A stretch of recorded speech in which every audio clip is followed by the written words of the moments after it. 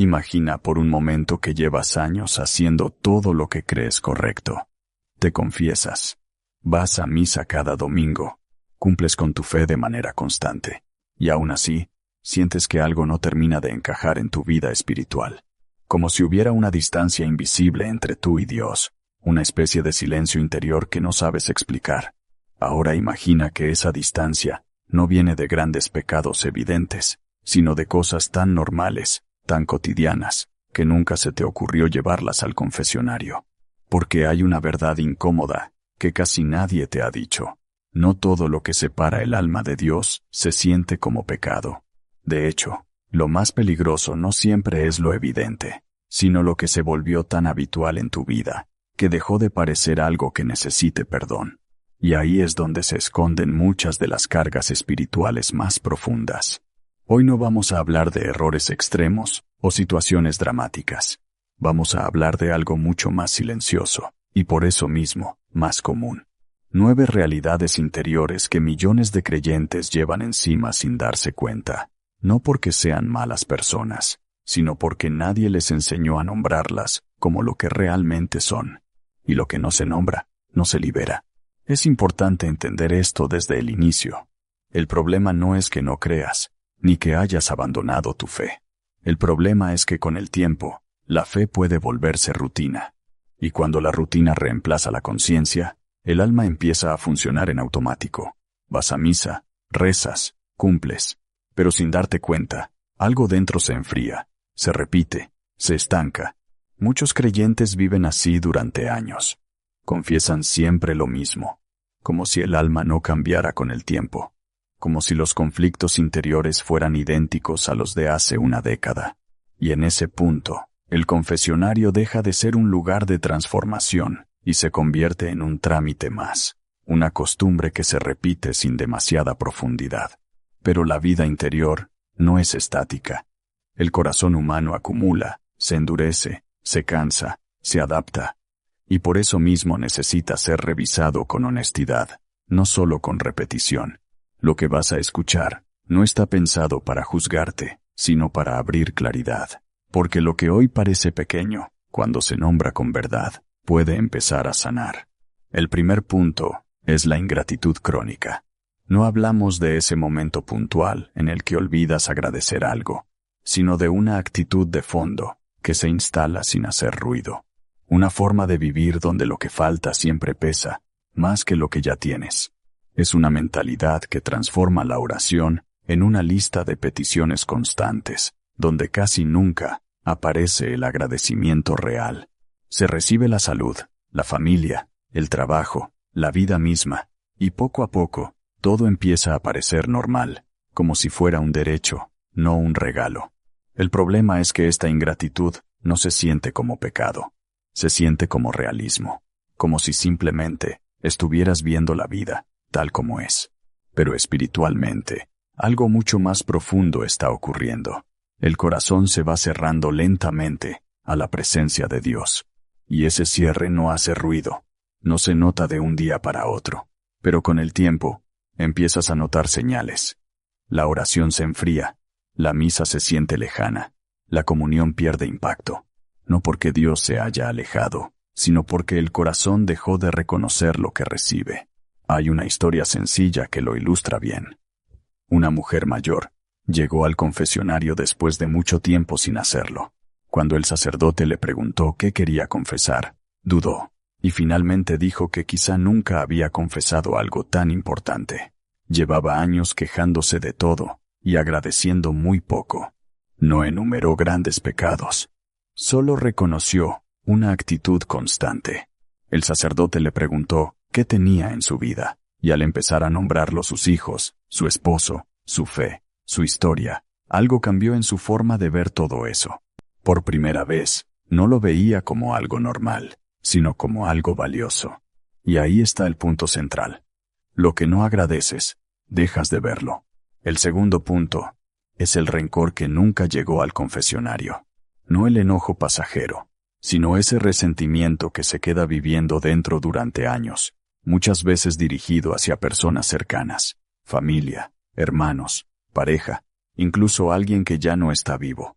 Este tipo de rancor é peligroso precisamente porque se normaliza. Uno aprende a conviver com ele, se guarda, se justifica, se minimiza, pero no desaparece. Y aunque no se diga en voz alta, sigue influyendo en la forma en que ves a los demás, en cómo rezas, en cómo te relacionas con Dios. Porque es difícil pedir perdón sinceramente, mientras se sostiene un resentimiento activo en el corazón. Y es aún más difícil vivir en paz, cuando algo dentro sigue sin resolverse. El problema no es sentir dolor por lo que ocurrió. El problema es nunca llevar ese dolor a un lugar donde pueda ser sanado con verdad. Nombrarlo cambia todo, porque lo que se calla, se acumula, y lo que se acumula, pesa. Y aquí es donde empieza el verdadero trabajo interior que muchos han evitado durante años sin darse cuenta. Porque el rencor no confesado no se queda quieto. No es un sentimiento que simplemente se almacena y ya. Es algo que sigue actuando en silencio, moldeando reacciones, endureciendo respuestas, cambiando la manera en que interpretas lo que otros hacen o dicen. A veces ni siquiera te das cuenta de que está ahí, pero aparece en pequeños detalles. Una conversación que te incomoda sin razón clara, una persona que te irrita más de lo que debería, un recuerdo que vuelve sin ser invitado. Y detrás de todo eso, muchas veces hay una herida que nunca se nombró delante de Dios. Lo más delicado del rencor es que puede coexistir con la fe. Puedes seguir yendo a misa, puedes seguir rezando, puedes incluso recibir la comunión y al mismo tiempo cargar algo que nunca entregaste del todo. Y ese contraste, aunque no siempre se nota desde fuera, sí se siente por dentro. Hay personas que han vivido décadas así, acostumbrándose a una forma de paz incompleta, no porque no quieran perdonar, sino porque nunca dieron el paso de poner ese dolor en palabras delante de Dios. Y lo que no se pone en palabras, rara vez se transforma. El problema no es solo espiritual, también es humano. El rencor mantiene conversaciones internas que nunca terminan. Reescribe el pasado una y otra vez. Te mantiene conectado a algo que ya no está ocurriendo, pero que sigue vivo en tu interior. Y lo más importante, distorsiona la oración. Porque es difícil decir, perdónanos como nosotros perdonamos, mientras algo dentro sigue cerrado. No porque seas incoherente, sino porque hay algo pendiente, que todavía no ha sido soltado. El punto no es forzarte a sentir algo que no sientes. El punto es llevarlo a un lugar donde pueda empezar a cambiar. El confesionario no es un tribunal emocional. Es un espacio donde lo que pesa puede ser nombrado sin miedo. El tercer punto es la omisión familiar. Este es uno de los más silenciosos, porque no se trata de lo que hiciste mal, sino de lo que no hiciste cuando sí podías hacerlo. Es la llamada que nunca hiciste, el abrazo que evitaste, la conversación que pospusiste demasiadas veces, el te quiero que se quedó atrapado en la garganta por costumbre, por orgullo o simplemente por educación emocional limitada. En muchas familias, especialmente en generaciones mayores, el amor no se expresaba con palabras. Se demostraba con trabajo, con responsabilidad, con presencia material. Pero eso dejó vacíos emocionales que muchas veces nunca se llenaron. Y esos vacíos no desaparecen solos. Con el tiempo, se convierten en silencios largos dentro de la familia, en relaciones correctas pero frías, en vínculos que funcionan, pero no se sienten vivos. Lo importante aquí no es culpar el pasado. Nadie elige la cultura emocional en la que crece, pero sí puedes decidir qué haces con eso hoy. Porque lo que no se dijo ayer, todavía puede decirse hoy. Lo que no se hizo en su momento, aún puede transformarse en un gesto presente. Y lo que parece perdido en el tiempo, muchas veces sigue esperando una oportunidad para sanar. El cuarto punto es la tibieza espiritual. Este es especialmente delicado porque no se ve como un problema. De hecho, desde fuera, todo parece estar en orden. Vas a misa, cumples con tus oraciones, mantienes una vida religiosa estable, pero por dentro, algo se ha vuelto plano, sin intensidad, sin movimiento, sin esa sensación de encuentro real. La fe sigue presente, pero ha perdido fuego. Y la tibieza no llega de golpe. No es una decisión consciente. Es un proceso lento. Una acumulación de rutina, de repetición, de días en los que todo se hace correctamente pero sin conexión interior. Un día te das cuenta de que haces todo lo que hay que hacer, pero ya no sientes que algo te esté transformando. Y esa desconexión, si no se reconoce, se normaliza. El peligro de la tibieza es que puede convivir perfectamente con la práctica religiosa. Puedes seguir siendo una persona correcta en lo externo, mientras por dentro la relación con Dios se vuelve distante, automática, casi mecánica. Y aún así, hay algo importante que entender. La tibieza no es un punto final. Es un estado que puede ser nombrado, reconocido y transformado. Pero primero, hay que dejar de ignorarlo. Porque lo que no se reconoce, no se puede cambiar. El quinto punto es el escándalo silencioso. No hablamos del escándalo público o evidente, sino de esas pequeñas incoherencias que, sin intención, afectan a otros. Un comentario despectivo sobre la iglesia delante de los hijos. Una crítica constante que transmite una visión negativa de la fe. Un comportamiento que contradice lo que se profesa en público. No parece grave en el momento, pero tiene impacto, porque la fe no solo se transmite con palabras, sino con coherencia. Y cuando lo que se dice no coincide con lo que se vive, especialmente en familia, se crea una confusión silenciosa en quienes observan, y eso también necesita ser reconocido, no para generar culpa, sino para recuperar coherencia interior. El sexto punto es no perdonarse a uno mismo. Este es más profundo de lo que parece, porque muchas veces se disfraza de conciencia moral fuerte o de sentido de responsabilidad, pero en realidad puede convertirse en una forma de autocastigo que no termina. Hay personas que han sido perdonadas por Dios, incluso han confesado sus faltas, pero siguen viviendo como si ese perdón no fuera suficiente, como si hubiera algo en ellas que no puede ser restaurado del todo. Y eso crea una división interior muy fuerte. Creen en la misericordia de Dios, pero no la aplican a sí mismos. Y esa desconexión impide avanzar, porque no se trata solo de ser perdonado, sino de aceptar ese perdón. Y eso, a veces, es más difícil que pedirlo. No perdonarse a uno mismo es una carga silenciosa que muchas personas llevan durante años sin darse cuenta de cuánto las está condicionando. Por fuera pueden parecer personas funcionales, responsables, incluso espiritualmente activas, pero por dentro viven como si hubiera una sentencia pendiente que nunca termina de cumplirse. Es una forma de vivir en la que el pasado no se queda en el pasado.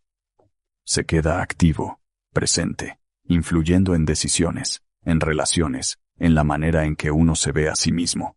Y aunque se haya confesado lo ocurrido, aunque se haya pedido perdón, algo dentro sigue repitiendo que no es suficiente. Este es uno de los puntos más delicados, porque no siempre se reconoce como problema espiritual. A veces, se confunde con humildad. Se piensa que ser duro con uno mismo es una forma de ser serio con la fe, de tomarse en serio la conciencia. Pero en realidad, puede ser lo contrario. Porque cuando una persona no se permite recibir el perdón de Dios plenamente, está, sin quererlo, poniendo un límite a la misericordia. No porque lo diga conscientemente, sino porque vive como si ese perdón no pudiera aplicarse del todo a su propia historia. Y eso crea un bloqueo interior muy profundo. La fe dice una cosa, pero la experiencia interna dice otra. Y en ese conflicto silencioso, muchas personas se quedan estancadas durante años. No avanzar no siempre significa alejarse de Dios. A veces significa quedarse atrapado en una versión de uno mismo, que ya fue perdonada, pero que uno no ha dejado atrás. El séptimo punto es la postergación de la conversión. Este es especialmente común entre personas que ya tienen fe, que ya creen, pero que han ido aplazando cambios concretos en su vida espiritual. Es una lógica muy sutil. Cuando tenga más tiempo, cuando esta etapa pase, cuando las cosas se calmen, cuando esté mejor preparado. Y así pasan los años.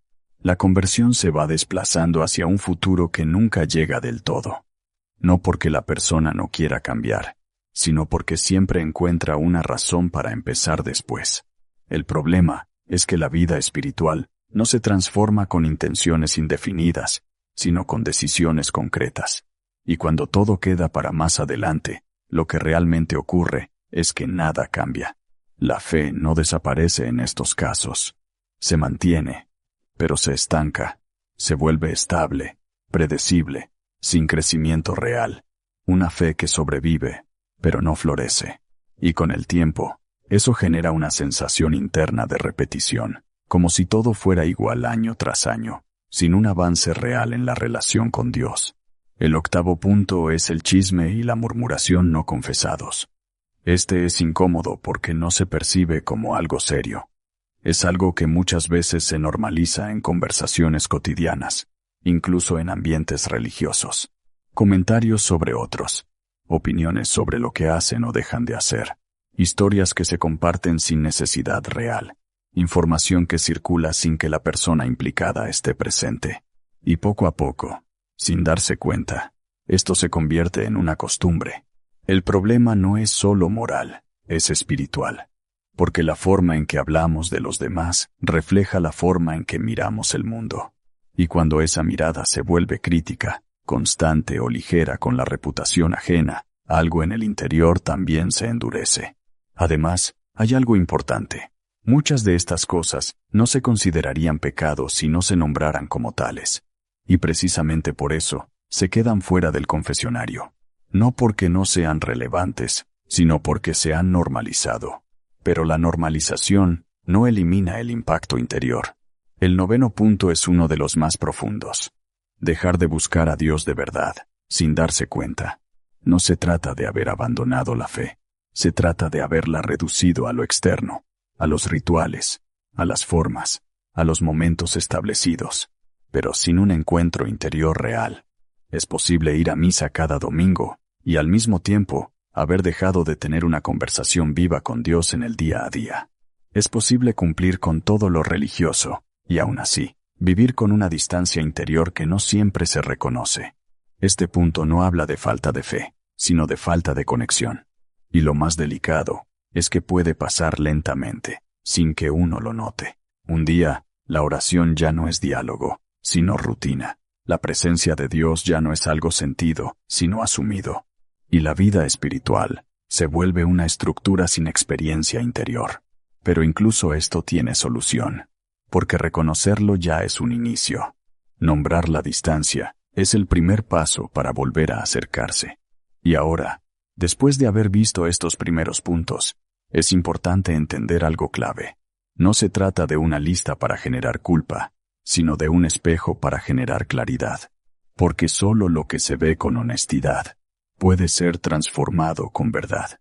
Estos no son pecados extraños, son realidades comunes, humanas, silenciosas, y precisamente por eso son tan importantes. Porque lo que más bloquea la vida espiritual no siempre es lo evidente, sino lo que se volvió cotidiano, sin ser revisado. Y ahora que estos primeros puntos han sido expuestos con claridad, lo que viene no es más información, sino una invitación más concreta a la acción interior, a cómo llevar todo esto a un lugar donde realmente pueda cambiar. Porque el verdadero valor de todo lo que has escuchado hasta ahora no está en identificarlo intelectualmente, sino en lo que haces con ello a partir de este momento. La conciencia sin acción no transforma nada, solo ilumina. Y lo que buscamos aquí no es solo entender mejor la vida espiritual, sino cambiar la forma en que la vivimos. Después de reconocer estos 9 puntos, la siguiente pregunta no es teórica, es concreta. ¿Qué haces ahora con esto? Y aquí es donde la confesión deja de ser una idea general y se convierte en un camino real. Porque el confesionario no es solo un lugar donde se nombran errores. Es un espacio donde lo que estaba disperso se ordena, donde lo que estaba oculto se hace visible, y donde lo que pesaba en silencio empieza a soltarse. Pero para que eso ocurra de verdad, no basta con una intención vaga. Hace falta preparación interior. El primer paso es algo muy simple, pero muy importante: el examen de conciencia honesto. No el examen superficial de siempre, donde solo repites lo obvio, sino un momento de sinceridad contigo mismo delante de Dios. No necesitas hacerlo complicado, solo necesitas silencio y verdad. Revisar tu interior con estos 9 puntos como guía, sin justificarte automáticamente, sin minimizar lo que aparece, sin decir, esto no es tan grave en mi caso. Porque esa frase, muchas veces, es precisamente la que impide el cambio. Si algo resuena en ti, aunque sea ligeramente, anótalo, no para obsesionarte, sino para no olvidarlo cuando estés delante del confesionario. Porque la memoria espiritual es frágil cuando el momento llega, y lo que no se lleva preparado, muchas veces se pierde en la confusión del instante. El segundo paso es decidir no postergarlo.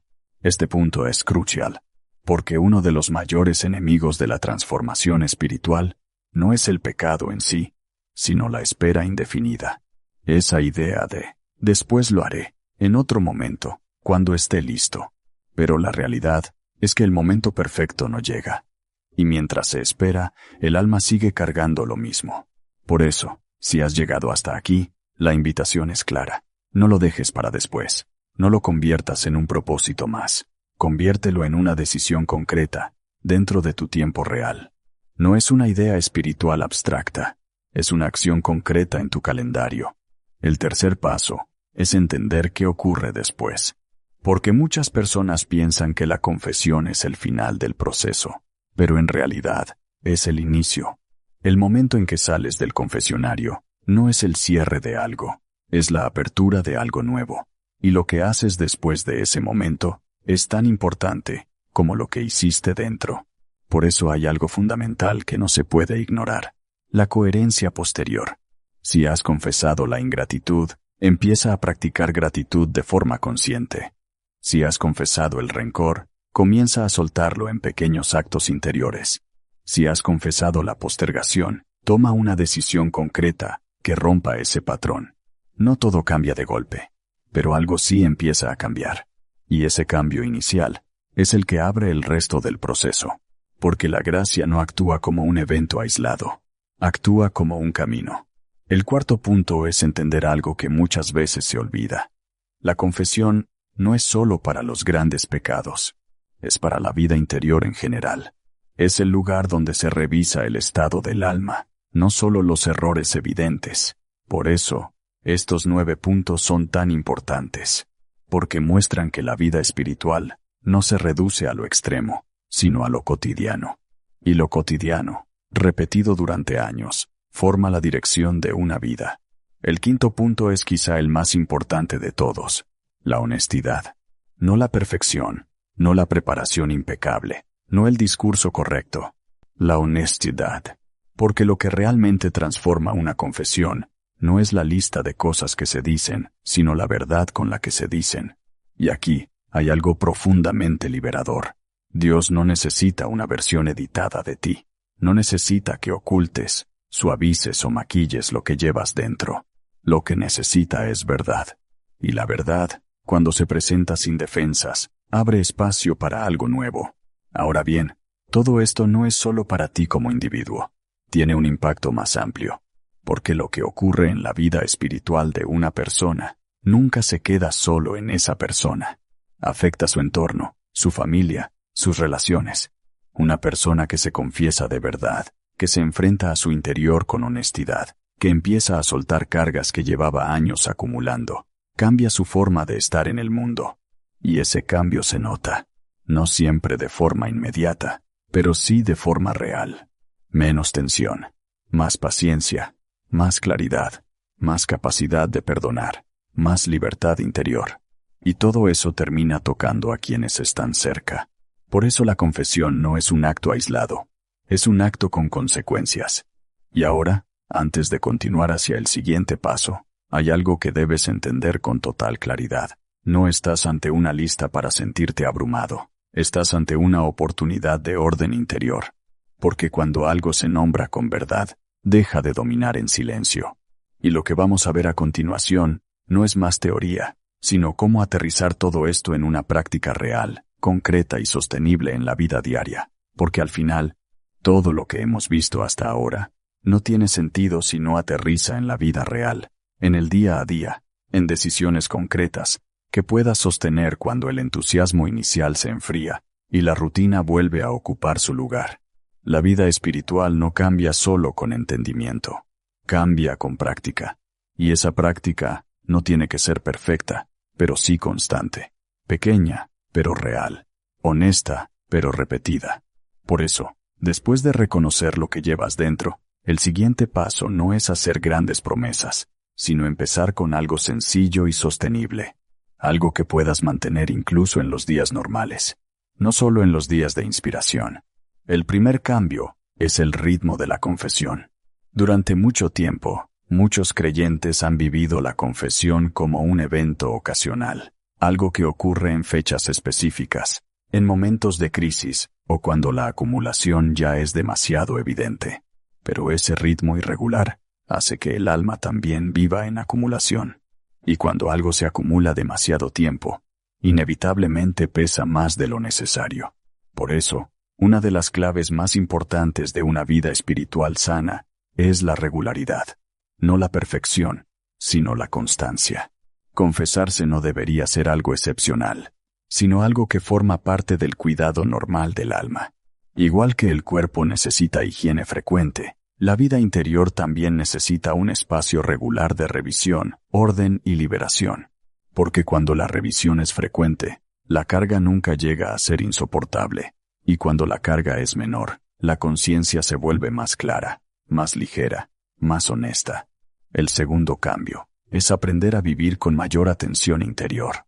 Esto significa empezar a observar tu vida espiritual en lo cotidiano, no solo en los momentos religiosos, sino en los espacios normales del día. ¿Cómo estás tratando a los demás? ¿Qué estás pensando en silencio? ¿Qué emociones estás dejando crecer sin revisarlas? ¿Qué palabras estás repitiendo sobre otros o sobre ti mismo? No se trata de volverse obsesivo, sino consciente. Porque muchas cosas que terminan en el confesionario no empiezan como grandes decisiones, sino como pequeñas permisiones internas que nunca se revisaron. La atención interior no es ansiedad espiritual, es lucidez. Y esa lucidez es lo que evita que los pequeños desvíos se conviertan en grandes distancias. El tercer cambio es la reparación concreta.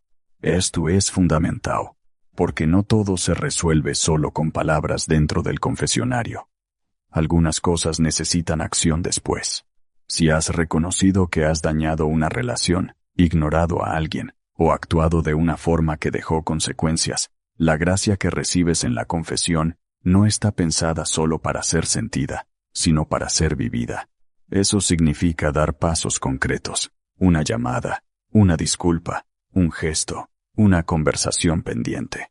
No todo se puede arreglar perfectamente, pero siempre se puede empezar algo. Y ese inicio es lo que rompe el bloqueo interior. El cuarto cambio es la oración real, no mecánica. Hay una diferencia profunda entre repetir palabras y hablar con Dios. Muchas personas han mantenido su vida de oración durante años, pero en modo automático. Oraciones aprendidas, repetidas, correctas, pero desconectadas del interior. Y con el tiempo, eso puede crear la sensación de que nada ocurre. Pero la oración no está diseñada para ser solo repetición. Está diseñada para ser relación. Y la relación necesita presencia. Aunque sea breve, aunque sea simple, aunque no sea perfecta. 5 minutos de conversación honesta con Dios valen más que largos momentos de repetición sin conexión. Porque lo que transforma no es la cantidad de palabras, sino la verdad con la que se dicen. El quinto cambio es aprender a soltar lo que no necesitas cargar. Esto conecta directamente con todo lo que hemos visto: rencor, omisiones, culpas, tibiezas, postergaciones. Muchos de esos pesos no desaparecen solos. Se mantienen vivos porque uno sigue sosteniéndolos internamente. Y soltarlos no significa negar lo que ocurrió. Significa dejar de permitir que eso defina tu presente. No eres lo que te pasó. No eres lo que hiciste hace años. No eres lo que no supiste hacer en el momento correcto. Eres lo que estás dispuesto a entregar hoy. Y ese acto de entrega es profundamente liberador. El sexto cambio es entender el valor del silencio. En un mundo lleno de ruido, el silencio interior se vuelve una herramienta espiritual esencial.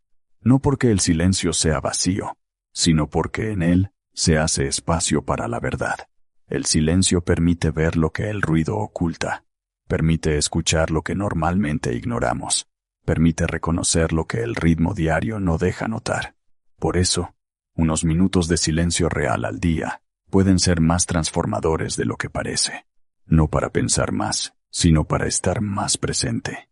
El séptimo cambio es dejar de vivir la fe como obligación y empezar a vivirla como relación. Porque cuando la fe se vuelve solo cumplimiento, pierde su dimensión viva. Pero cuando se entiende como relación, todo cambia. Ya no es solo hacer cosas correctas, sino estar en contacto con una presencia. Y esa presencia no exige perfección, exige apertura. Ahora bien, después de todo esto, es importante no perder de vista lo esencial. No se trata de hacerlo todo a la vez. Se trata de empezar por algo.